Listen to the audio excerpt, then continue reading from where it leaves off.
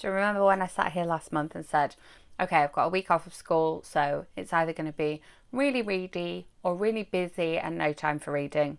Yeah, it was the second one. Of course it was. Welcome to my February wrap up. Welcome back, or if you are new here, welcome. My name is Katrina and I make bookish content here on this channel every week, and then movie reviews here at the weekend. In the description box you will find all of my social links, including my blog and my Goodreads. You can keep up with what I'm reading on my Goodreads. I am being okay about updating that one, but I don't think I've reviewed any of these books on my blog as yet. So let's talk about the audiobooks that I read in the month of February, because I did only read audiobooks in the month of February, but they were mostly from my TBR, so that's okay. I read Golden Boys by Phil Stamper. I'm sorry, my voice hasn't quite fully come back yet, but I read Golden Boys by Phil Stamper, which is just the most reflective cover apparently. This one is YA coming of age, and from the glasses you can see that there are 4 Golden Boys to be talked about, and this means that this has 4 points of view, which I absolutely loved. And the narration is fantastic in that all 4 of them have different voices, and it was just a great time. So they go away to Washington, Boston, Florida and Paris, and all have very different summers, the summer before senior year, and I really enjoyed listening to it. I loved listening to it on my commute, getting to know the boys and sort of hearing the different points of view as well. It was a nice time. And then, look, I have the physical copy of this one, but I did listen to it on audiobook. I finally listened to The Language of Food by Annabel Abbs, which is Miss Eliza's English Kitchen in the US.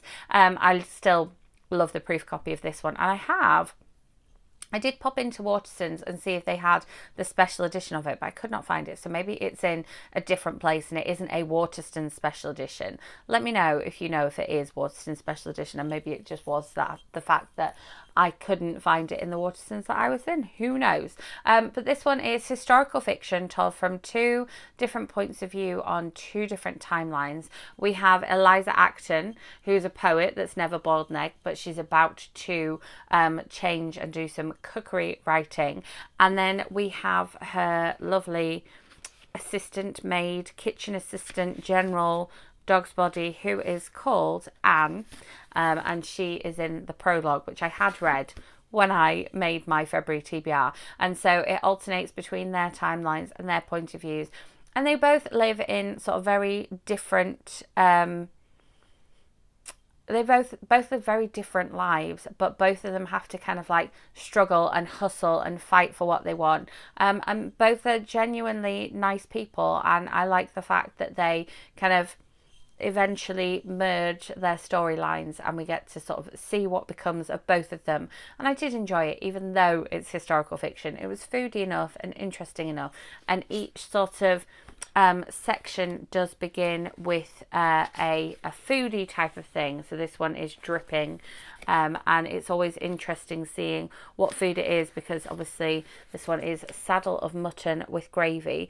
It's always different food because it's from the time, but yeah, nasty things happen to both of them during the course of the book, and so it's not a wonder that they have to kind of like hustle and fight for everything that they get. And then I finally listened to the end of Just Haven't Met You Yet. I love the fact that this one is set, oh my goodness, you can literally see everything in my room right here. I love the fact that this one is set in Jersey. I don't think I've read an awful lot of stuff set in Jersey. There's nowhere where there isn't just glare on here. You can just see me, look. Yeah, I haven't read much set in Jersey, and I like the fact that this book kind of started out as one thing and then it turned out being a different thing. There was a bit of a love triangle situation going on, which I haven't read about in a while. Let's no, take it about there. That's not too bad. Yeah, I haven't read about a love triangle in a while, and I was definitely rooting for one person over another. The main character in this one was just slightly annoying, but she was trying her best to not be annoying. I feel like she was trying to not be annoying, but she was still, yeah, slightly annoying. And then I listened to, how about this? The Hating Game by Sally Thorne. I was never going to listen to this one when it first came out. Obviously, there was a lot of hype around it, and a lot of people were like loving it. Obviously, this one is adult romance, and it is enemies to lovers trope, which I don't always love. I don't sort of believe that you can be a full enemy with someone and then be like, oh, actually, you're hot, I'm going to jump you now. But I listened to this one ready to watch the movie, which I have a book versus movie coming your way very soon. So make sure you subscribe and hit that notification bell. But I did listen to about half of this with my mum, and so we were able to sort of discuss it as it was going along. And it was just, yeah, I think it was as I expected it to be. Like, it was fine and it was fun, but it was still, they were so overtly hating each other.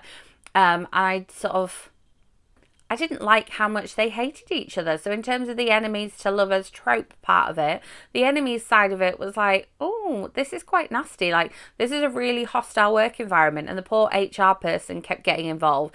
I was like, I think at this point I would have just fired them both, because they're so horrible to each other and horrible to the people around them when they're fighting as well. I'm like, no, not such a fan of that one. So I will see how that kind of plays out in the film.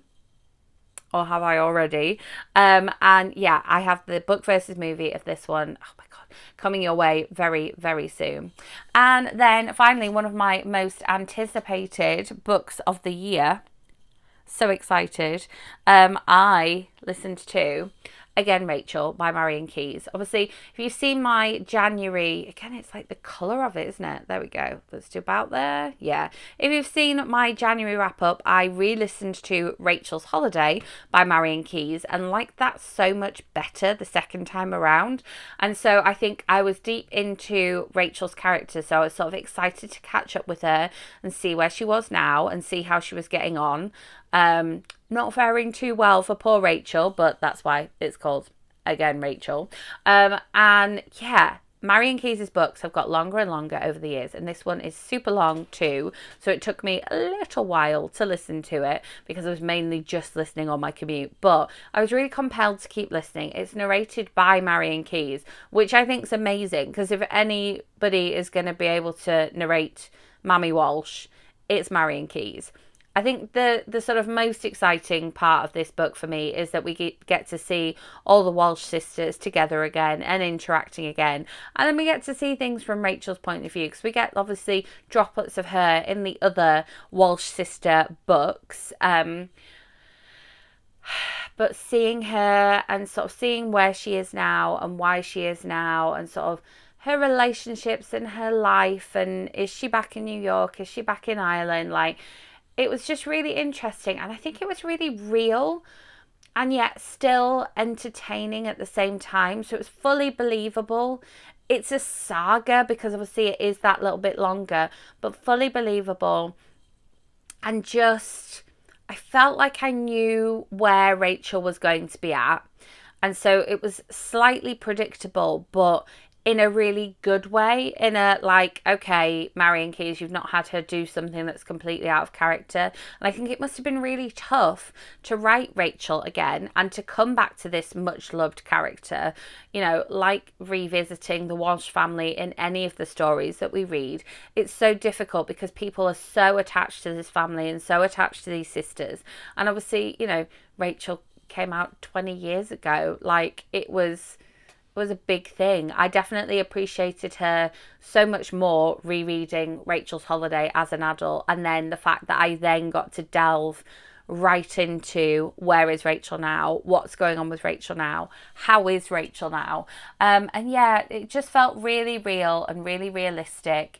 And yet there were still moments of beautiful Marian Keyes humour and just one-liners, and yeah, Mammy Walsh being so classic, and just the other sisters being so classic as well. I was here as much for the family as I was just for Rachel, and I really loved it. I pre-ordered the audiobook, so as soon as it hit my phone, I was listening to it, and it did take a solid 2 weeks of commuting to listen to, but I was just, yeah, it was really nice to be back in that world, and I really recommend it. Do not be put off by the length. I really enjoyed it, and I'm so pleased that I enjoyed it as well, because I wasn't as much of a fan of Marian Keyes' book last year. Was it last year? It must have been last year, which again was super long, and I was just kind of switching off as I was listening to it. But I love the fact that she narrated this one too.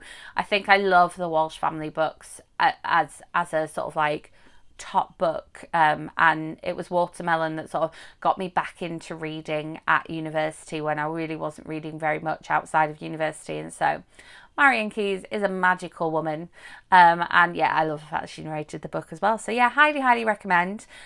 So I didn't read a whole lot in February, but as in January, what I did read, I did enjoy, and I was excited to have read a couple of my most anticipated books of the year. I was excited to get to The Language of Food, which was sent to me for review a million years ago, and I have a book versus movie book as well, because I feel like I haven't made one of those for ages. So I'm very excited to bring that video to you, hopefully next week. So do make sure you are subscribed and hit that notification bell so you don't miss out on that. I will also have another movie review coming your way this weekend. Very exciting. I will be back with more bookish content next week and that movie review. If you enjoyed this video, give it a thumbs up. Let me know what you read in the month of February, and I will see you with those videos next week. Thanks for watching.